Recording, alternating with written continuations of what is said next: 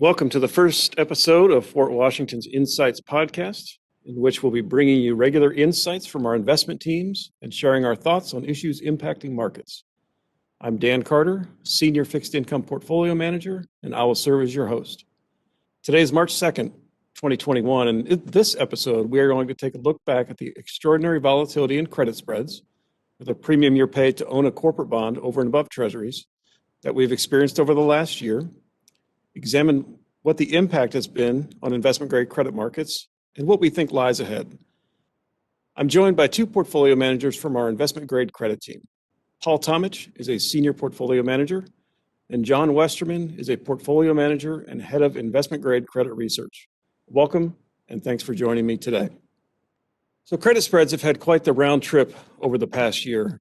In March 2020, spreads for BBB rated corporate bonds reached over 450 basis points, well beyond levels typically experienced in recessions. Since then, spreads have recovered sharply and are now below where they were prior to the pandemic. Policy support, particularly monetary policy, has been a significant factor in this recovery in spreads. More recently, expectations of a sharp economic rebound and widely available vaccines in the near future have offered further support. So Paul, let me start with you. Taking all of this into account and what we've experienced over the last year, how are you viewing valuations in the context of the current environment? Is there still value in corporate bonds? Thanks, Dan. Credit spreads are very tight right now, but that's being driven by a number of factors. You mentioned a big one, and that's monetary support. With the Federal Reserve holding interest rates at zero for the foreseeable future, you also had the Federal Reserve take the extraordinary step of buying corporate bonds in the secondary market. So that is what really helped get us past the initial crisis phase of spreads. But since then, we've seen spreads continue to tighten. That's obviously been driven by the economic reopening, the vaccine news, the resolution of the U.S. elections, a lot of positive factors driving spreads tighter. So looking at spreads today, do I think we're being fairly compensated? Generally, I'd say yes. You still have low rates, low spreads globally. So foreign investors are coming into the U.S. market, buying investment-grade corporate debt.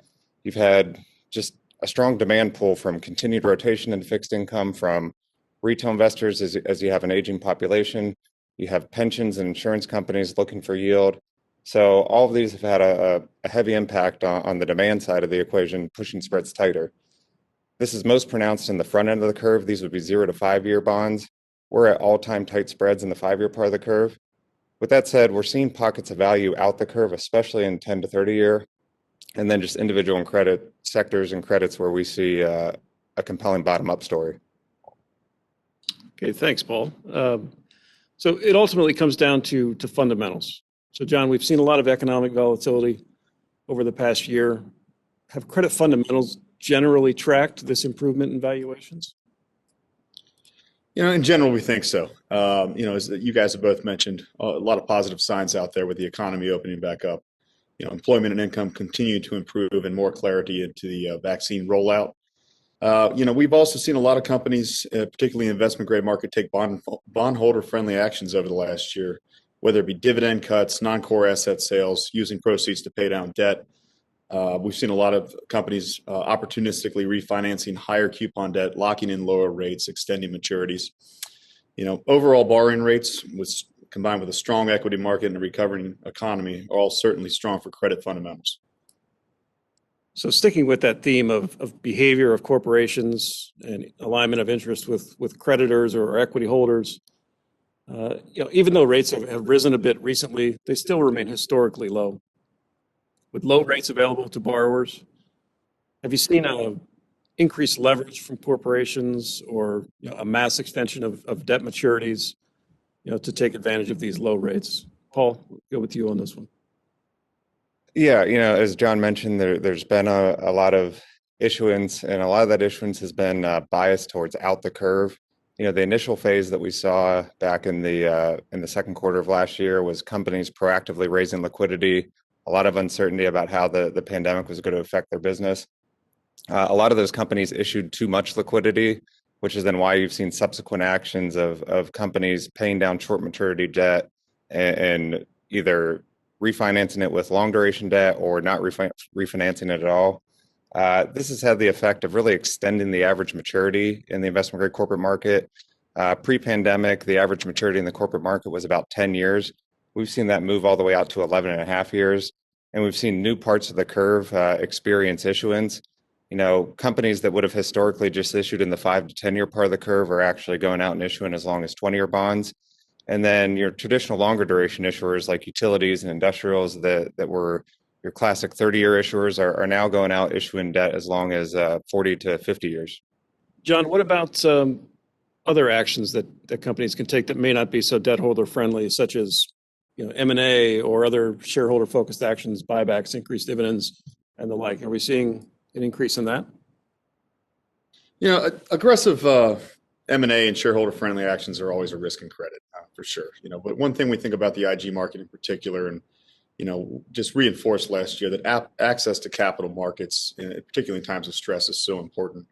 And we think access to capital markets for some of these larger companies in investment grade, outweigh any positive you're going to get from some of this M&A.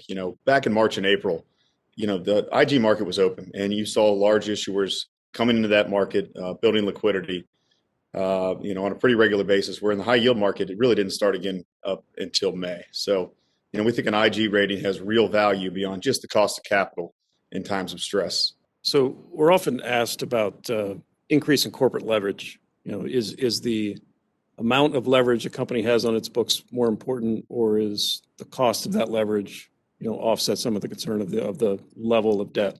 What's your view on that?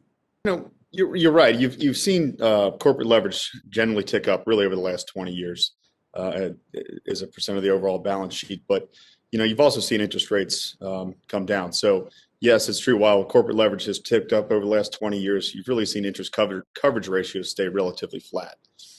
And rates have been low, at least by historical standards, now for over a decade. So that being said, keeping overall corporate leverage in check is still very much a focus for credit investors. And in some sectors like energy, increasing focus on it's an increasingly focus for equity investors to keep leverage in check, which is great to see as a credit investor.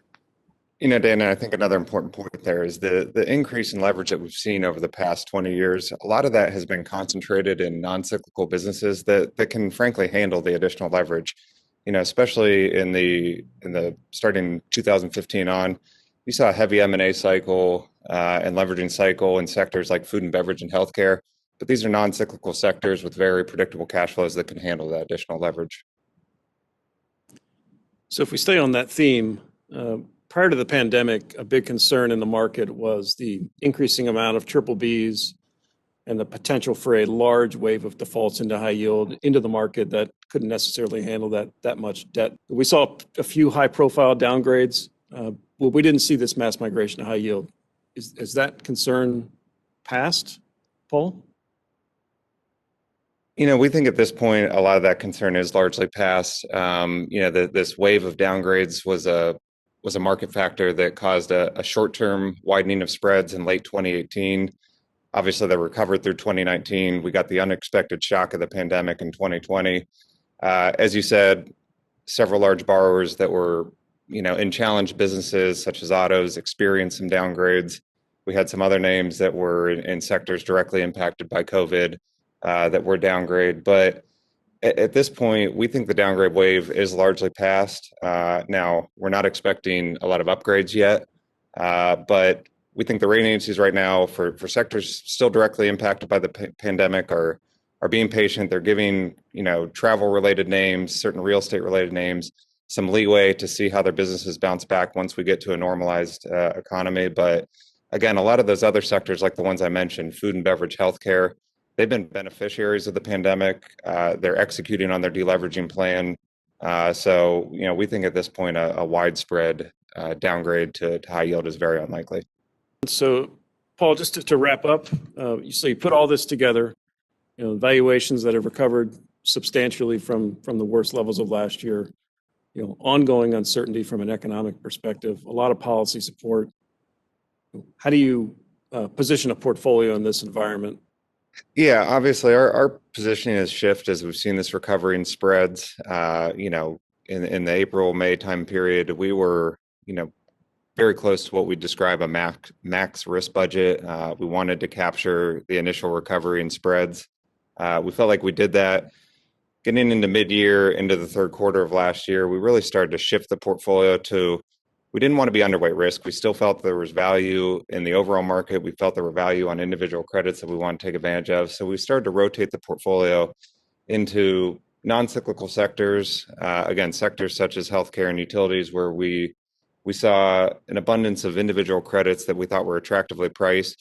In some case, buying some of the weaker rated credits within those sectors, but names that had a positive catalyst to continue to repair their balance sheet and tighten the spreads relative to the average name within those sectors. So that was an important part of our strategy. It's still an important part of our strategy.